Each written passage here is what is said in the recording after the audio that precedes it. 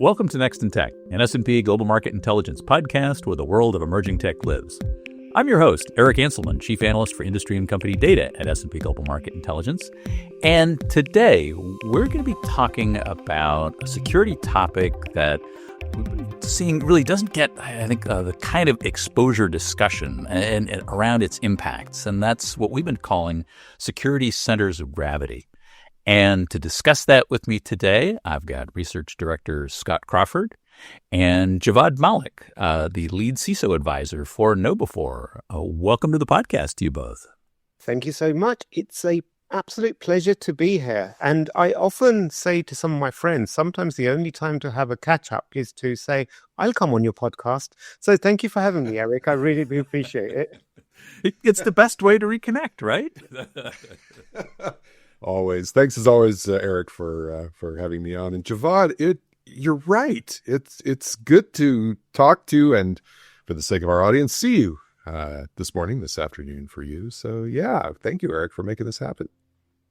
Well, so this came out of a set of discussions around a set of different aspects around the security centers of gravity.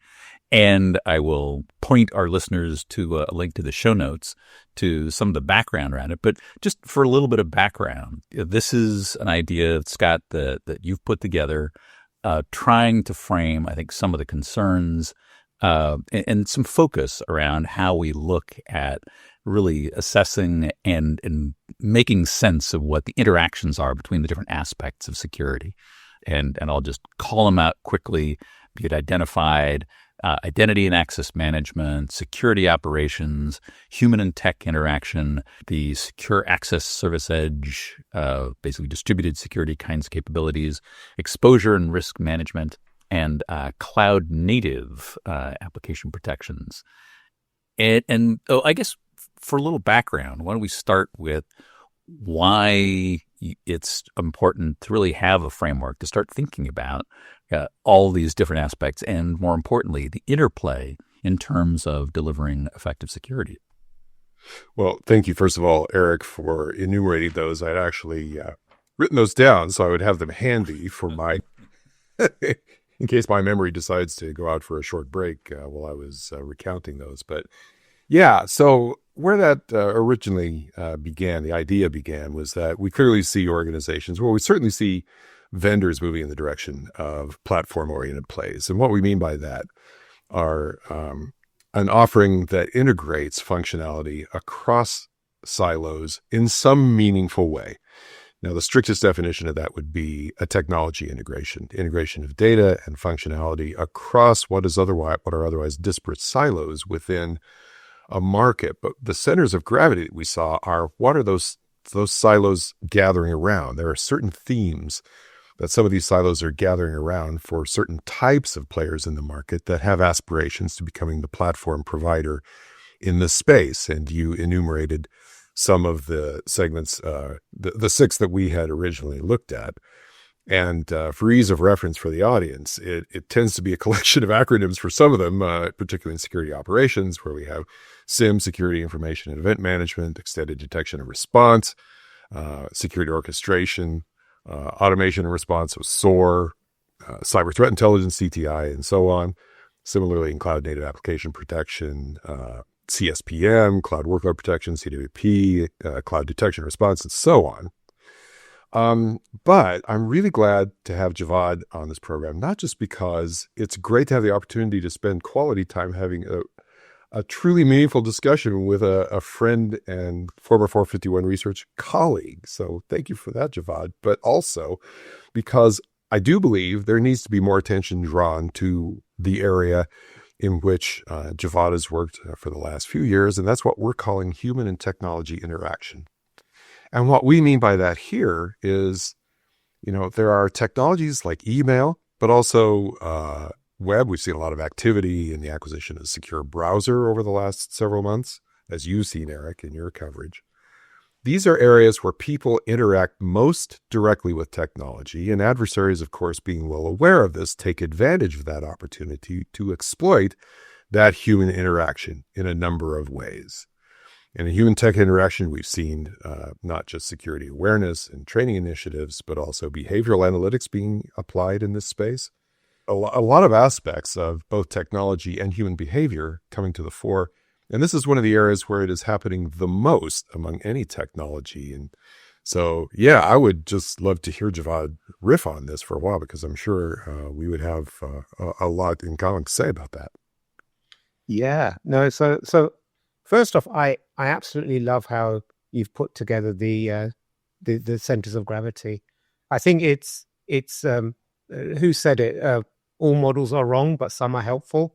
And I found this incredibly helpful because in cybersecurity, I think I suppose philosophically speaking, if I could quote Sigmund Freud, that he spoke about the narcissism or small differences, where it's basically there are people who hold very similar values, or they're trying to do the same thing, but they often develop like an intense animosity due to a minor difference, and it's often exaggerated.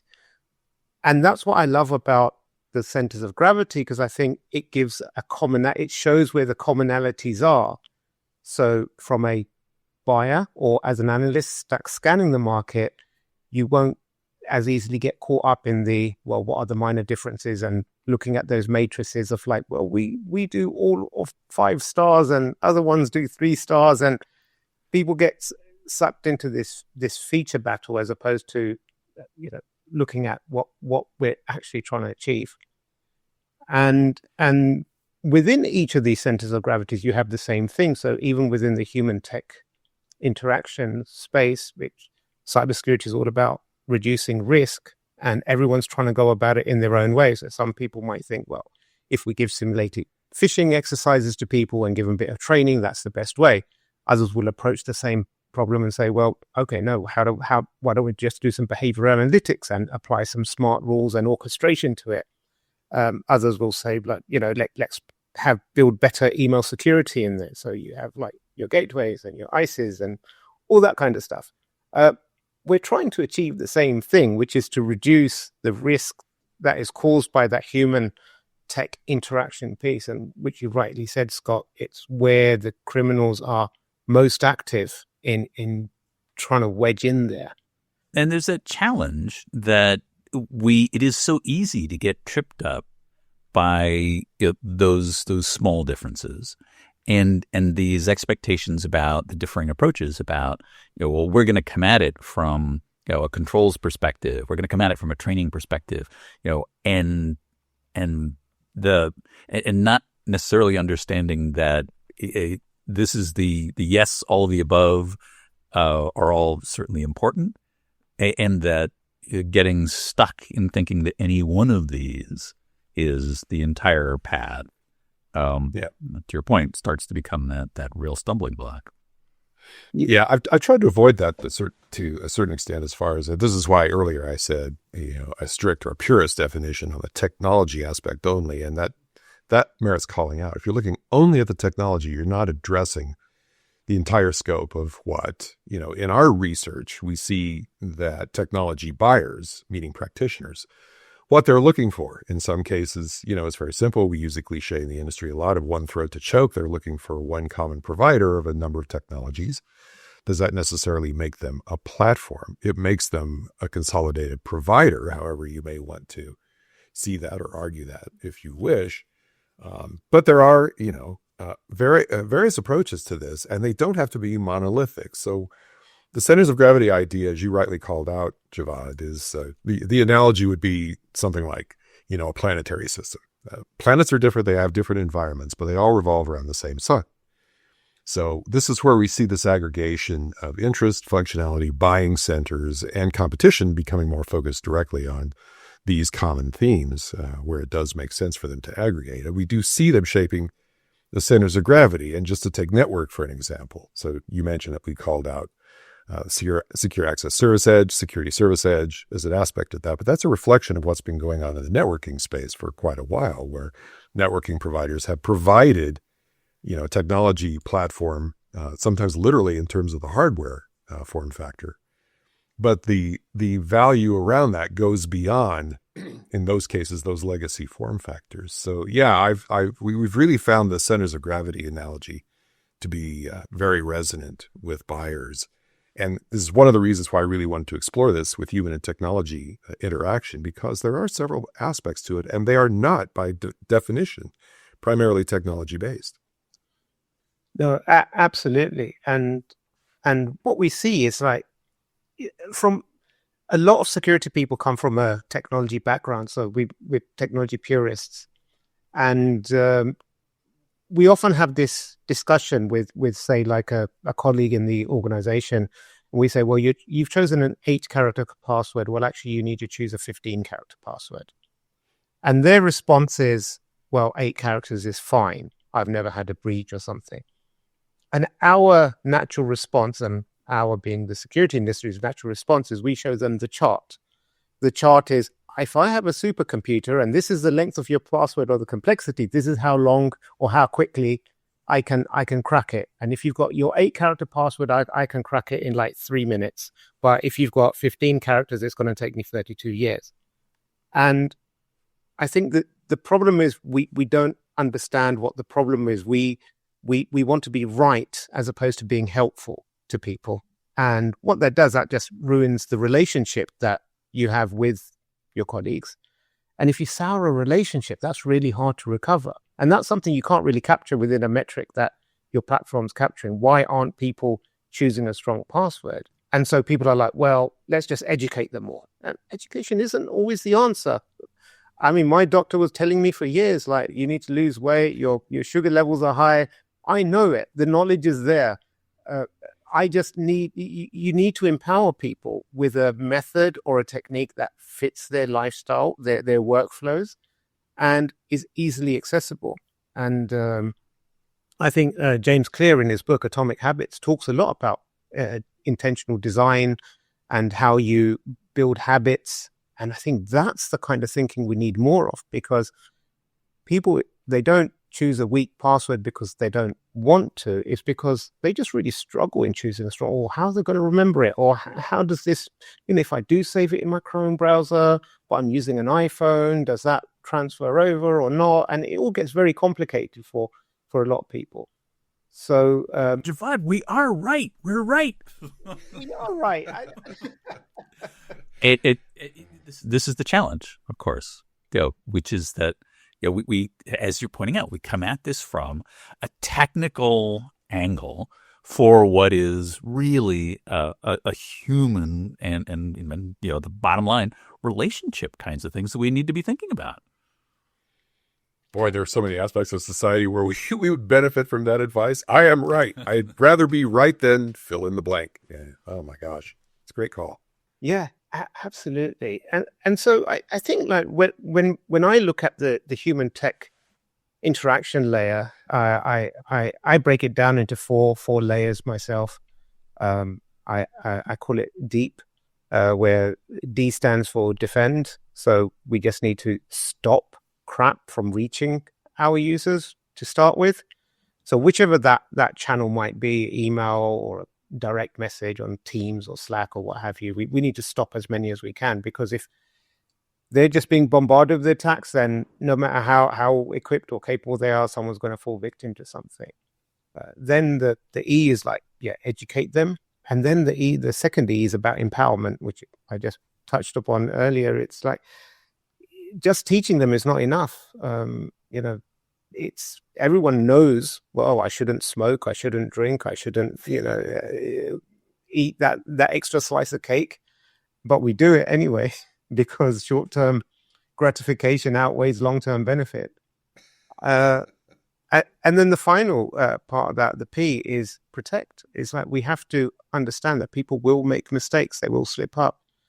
But as so many people have said, if one person clicking one link brings down your whole network, then blaming that person is probably the least, that's the wrong approach to take. That is not their fault. You need to have some protection mechanisms in place. And that's where then there's that natural overlap with SecOps and some of the other centers of gravity to say, like, okay, we've detected this. How can we orchestrate a response? How can we isolate it? How can we not make it just about that one person downloading one file? Yeah. Well, you brought up something else about taking a technology-centric approach to all this, and that's the number of times that technologists have made it clear in their implementations that they neither really care about human behavior, if they even understand it sometimes. Sometimes the most efficient technical implementation may not be one that's very effective because it ignores how human beings actually interact with technology. So, yeah, more reinforcement at that point. Yeah. And this is where I look a lot at, I like to look a lot at friction. Like every control that we introduce that a human interacts with has a level of friction. And friction sometimes is a good thing. I was speaking to a friend who works in tech education, and he was talking about how AI is shortcutting a lot of education. And you need the friction in a child's mind to work things out. I suppose it's a bit like you guys probably remember, as in school, in maths, we weren't allowed to use a calculator. And the teacher would often say, well, you're never going to have a calculator in your pocket all the time, which we do now, but it what it's that old stuff. Yeah. But the point being is we need to go through the process to understand what the math is doing, and that's a good friction. But other times, if we introduce friction, people are just going to find workarounds. And so, like, it's, again, if we go back to the password analogy, if someone's using a weak password, is it because they're not educated? Maybe. Is it because the process that you've given them is just so laborious that they just want to bypass it and write down their password on a Post-it note? In which case, giving them more education isn't going to fix that behavior. It's not going to change it. That's what. Sorry, go on. Well, this is. Oh, I didn't. Sorry to interrupt. I was just going to say that this is one of the underserved and not very well articulated areas of this field, the center of gravity of human technology interaction, is that you have to study how people interact with technology to be effective. So it's not just defending technology and businesses against the malicious aspects, inadvertent, or I guess advertent. Is that the reverse of that? Or when people interact with technology, but also how to improve the way technology interacts with people. Without an understanding of that, then, any security technology really isn't going to be that effective. We all know, we've been, those of us that have been trying to get a grip on our approach to multifactor authentication, depending on what your organization does. If you're an organization that, say, has grown through a lot of M&A, or you have multiple divisions or whatever, you may have multiple approaches to this where you wind up daisy chaining a bunch of authentication tools to get to a desired destination. There's doubtless better ways to do that, and having an understanding how people actually do interact with technology, I can't help but feel would make security technology more effective. So your field is one of the primary focus areas of study for that, I would think. Yeah, definitely. And MFA is a great one. And I'm a big fan of MFA as a security control, as a security practitioner for most of my life.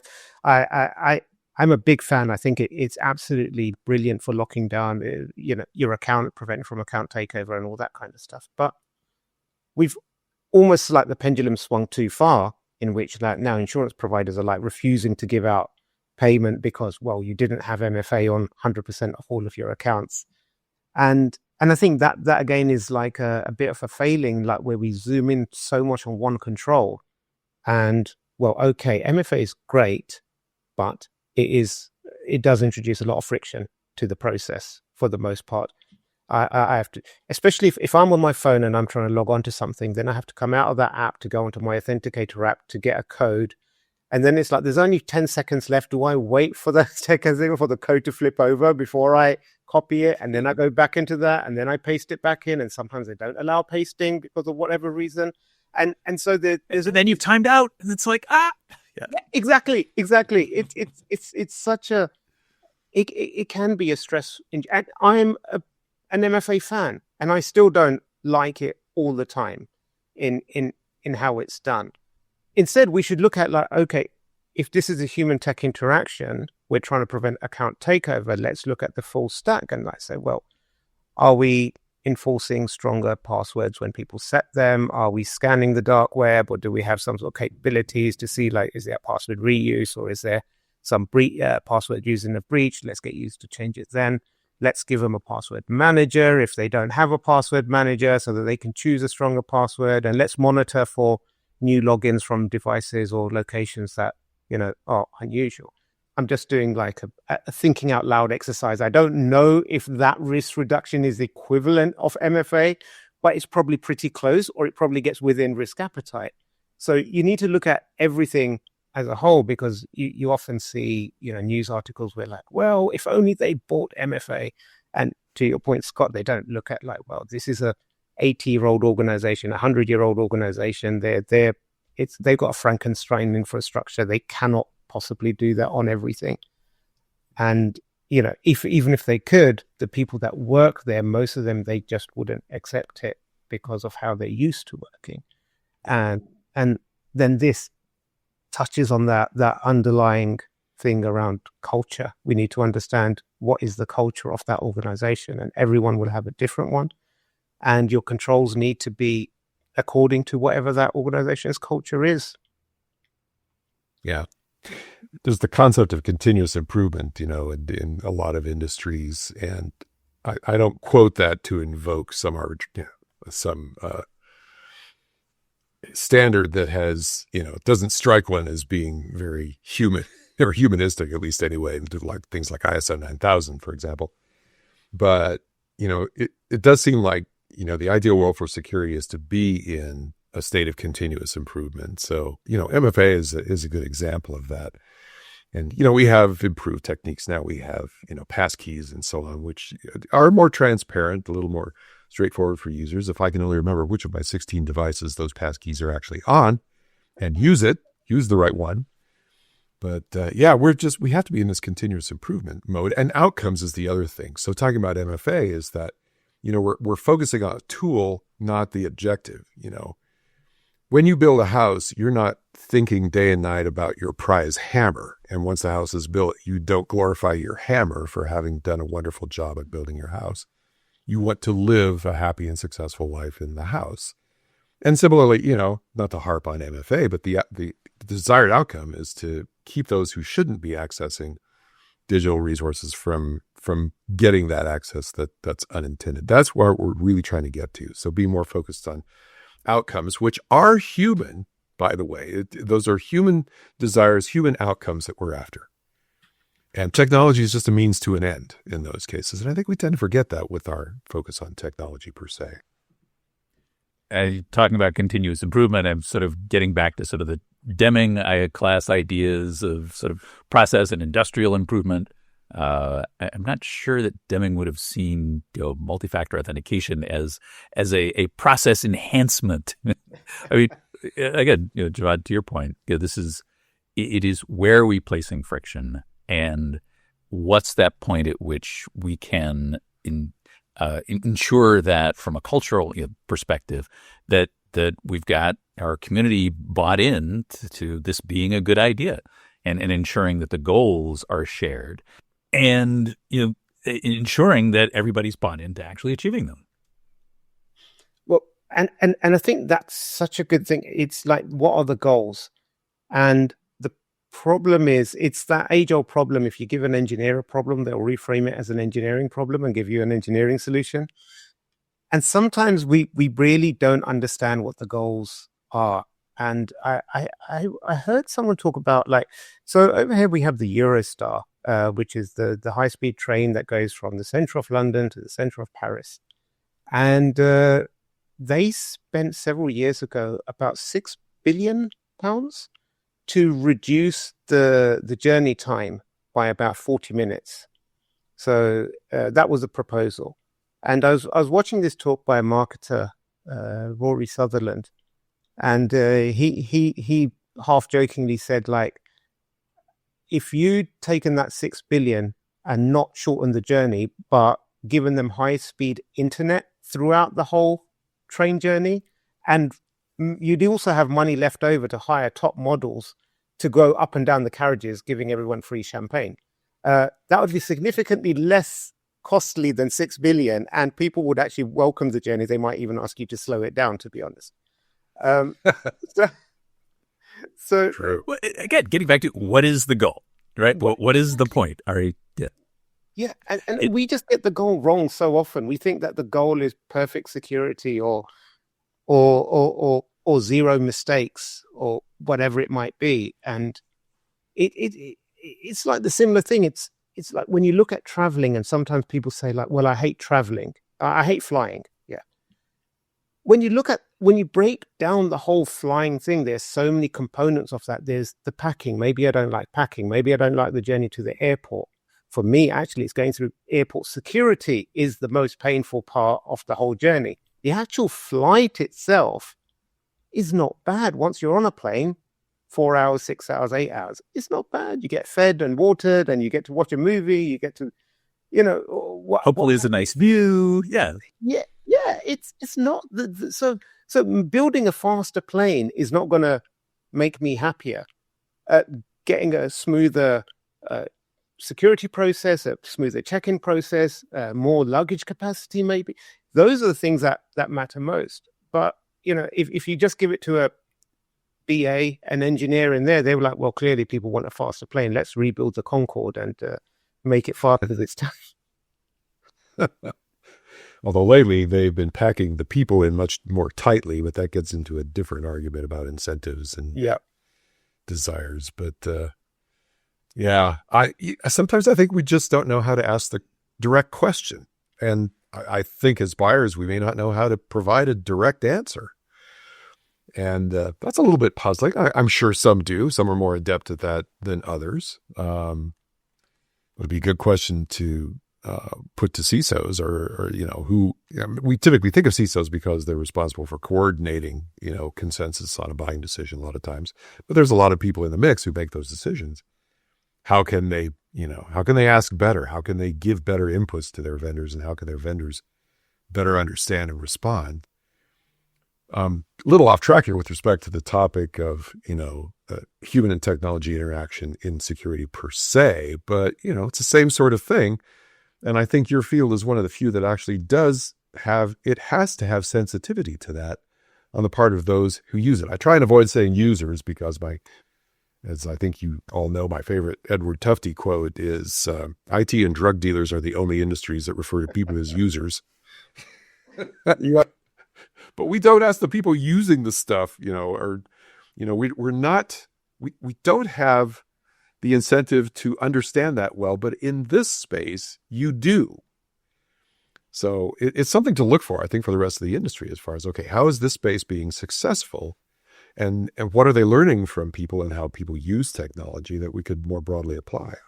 Well, Scott, I wonder if that really is the crux of this question, is that you talk about we do have the incentive, and I'd make the case that we should have the incentive to do that.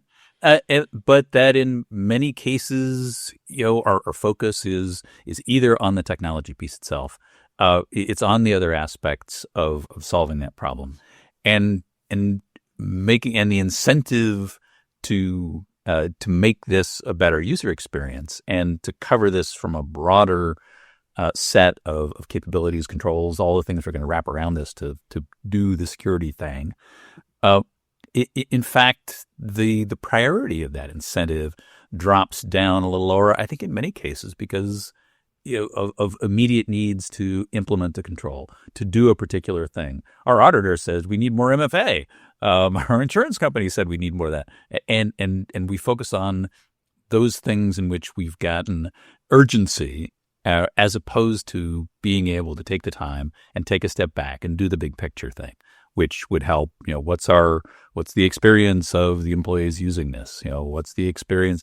How do we secure the other aspects of this? It seems like maybe the focus that we have to get towards is actually raising that incentive, raising the priority of that incentive to a point at which people are taking action on it.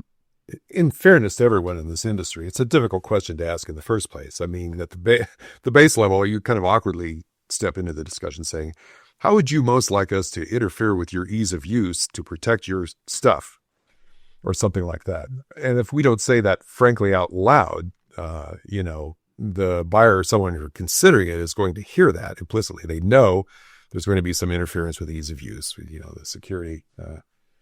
I don't know whose law or algorithm it might be, but, one over convenience is so often typically perceived as the cost of security. But what, no one would buy anything at all if it weren't for the fact that we do offer, protection against or defense against, outcomes we really do not want.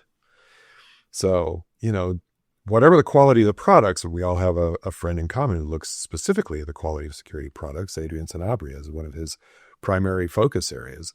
But regardless of that, what people are trying to get to is, I need protection from these threats. I need mitigation of risk, whatever that means to me. So starting the conversation from, okay, what is the most acceptable way to approach that poses the least risk in itself of either interference with how people need and want to use, digital assets, or incent people to actually go around them and defeat them and use alternative means of getting to what they want to get to, whatever that objective is.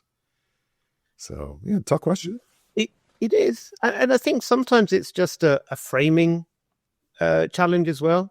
I can't remember which forest it was. Some in the US. I think there's some redwood forest or something. But there's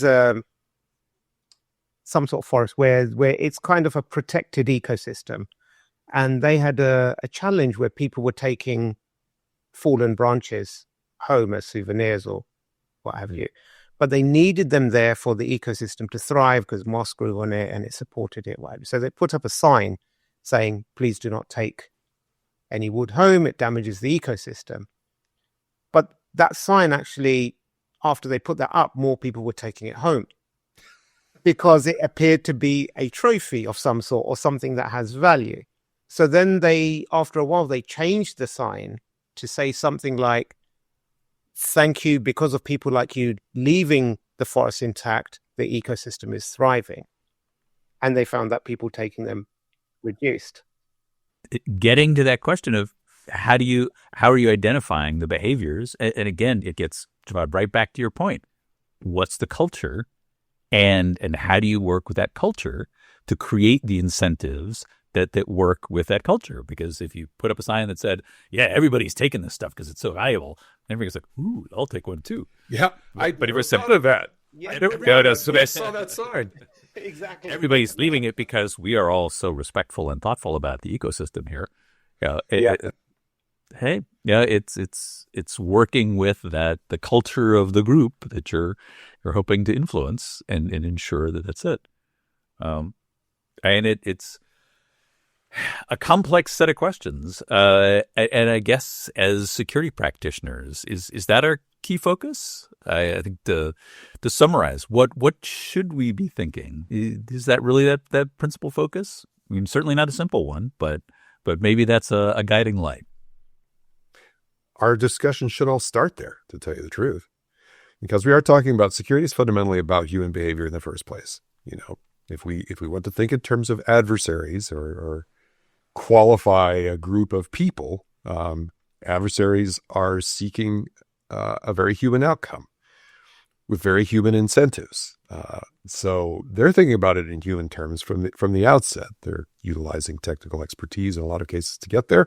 Not always. Sometimes, the lowest cost of profitability is also the least, fewest obstructions. So it doesn't always have to be technical brilliance in mind there, but they're working from primarily fundamentally human motivations. So, and the same with what we're trying to protect, digital assets that are of service to people.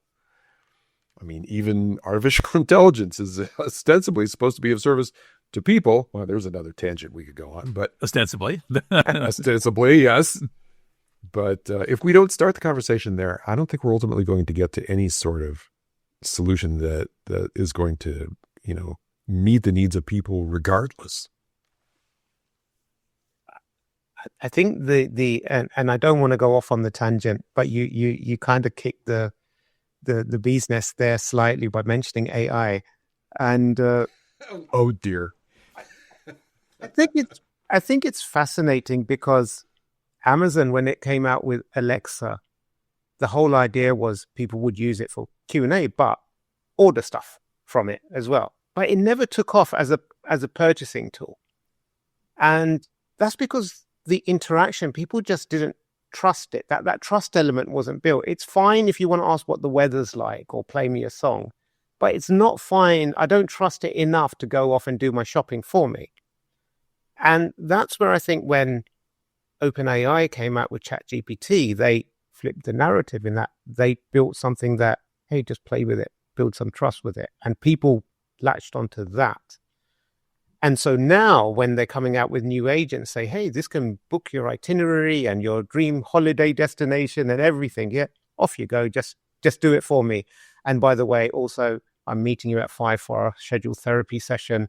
And then you can tell me how I can improve my backhand on tennis and whatever. It's become everything to everyone. And I think that's probably where the next big human tech interaction space we're looking at. Because I think in 5 years, 10 years down the road, I don't know. As an analyst, you can make a prediction. No one goes back and says whether it's right or wrong. No one double checks you in a few years' time. But I'll predict in 5 years' time. Yeah, you're going to log on to your machine and you're not going to see like 50 emails and 3 Teams messages and what have you. But you probably have some sort of AI agent that's going to say, well, you had this many Slack messages. I archived them because you never read them anyway. This is how many emails I responded to. And here's a summary of the few that need your attention. So I think that interaction is going to change. And it's going to change from a social engineering perspective as well. Because you see criminals, like they'll say like, well, how can I now trick the AI or the person or exploit the gap in between that? And that's probably going to be the next big sort of area to really focus on. Dave, you don't need to read that email, Dave. So we're going to have to elaborate. It's not just human technology interaction. It's human technology interaction. Yeah. What? HTTI. Yeah. Oh, that's it. Bang. All right. More acronyms. So clearly, analyst specialty, right? Well, unfortunate addiction. So much more that we could dig into this. There's so many different aspects to it, but we're at time for this episode. But thank you both for all of the insights. And again, a lot more that we can dig into, but hopefully, we've got some ideas out there for not only security professionals, but some of the communities they serve to start thinking about this in ways that focus differently and hopefully provide better experiences alongside improved security postures. But again, so many different aspects.